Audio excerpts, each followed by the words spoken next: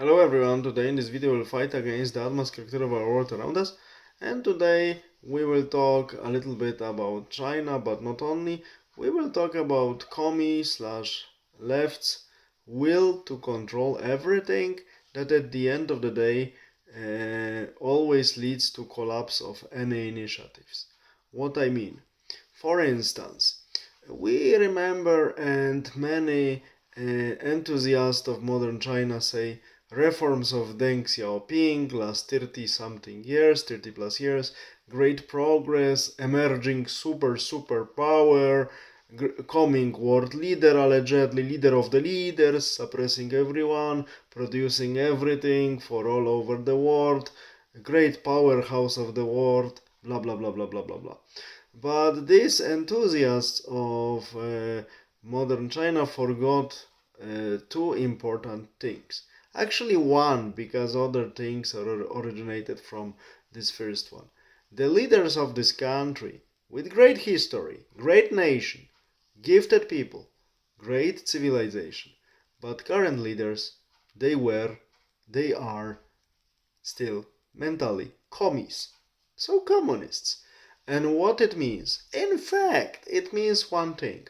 Commies want only one thing: power, which they understand by total control.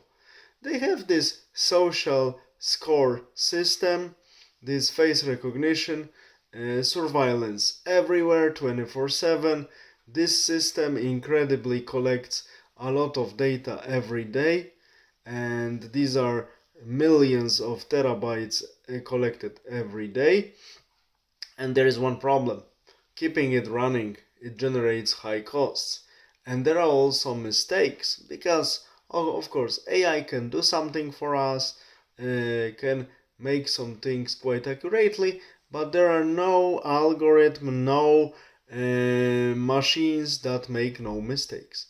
So these mistakes also accumulate, and some people are getting lower or higher scores than they should. Also, thanks to the reform of Deng Xiaoping, many people got rich, many people got power, because money, riches, also means power, and many companies got influential, like the Alibaba company. And we see that in recent years, the commie government in Peking, known as Beijing in China, are doing a lot to cool down the economy. Also, post-communistic government, which was comprised of commies and licensed opposition in Poland, about 1995, also started cooling down quickly the economy because these people didn't want to lose power. Because people who are making money, it was always like this, but now, especially if we have no aristocracy and so on, it's even easier than before. But money always means power, always, especially today.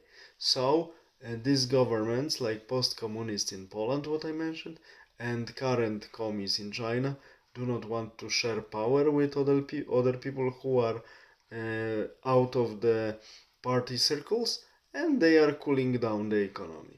If they are cooling down the economy, the deal between society and the government that was made during the rule of Deng Xiaoping, which was as simple as that: we are ruling, you are getting rich and making money, and sit quiet, and everything goes well. Now this deal is slowly fading away, or even quickly, I should say. Because, as I said, richer people in the society with always richer people had influence on power, but especially now in practically formally classless society, it comes even easier. We have only one aristocracy currently, and this is aristocracy of money. And as I'm repeating in many of my videos, as Napoleon Bonaparte said, the aristocracy of money is the most miserable of them all, and this is true. But it is an aristocracy in sense group of people that is having enough resources to influence power. And now we see that, yeah, demography, other stuff, geographical barriers, we can talk hours about advantages and disadvantages of China's current situation. But the most important factor hampering their further progress is their own leadership that still has communistic thinking.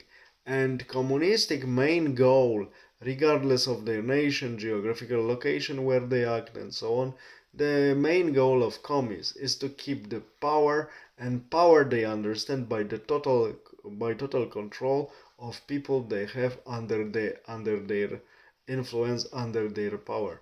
Total control in fact excludes further development, because this administrative and oppressive approach and social score systems will always suppress development and human initiative, and at the end of the day it will just give a good fertile ground for the rebellions against such a government. Of course, a government has all tools to suppress, to silence, and so on. But nothing lasts forever, and the old tricks do not work forever. That is why I'm not so optimistic as many enthusiasts of modern PRC, so People's Republic of China, and its future dominance of the world. No one knows the future, but with commies and the communistic thinking and approach, reaching such top position in the world is practically impossible. This is how I see it. All the best. Have a nice day. Bye.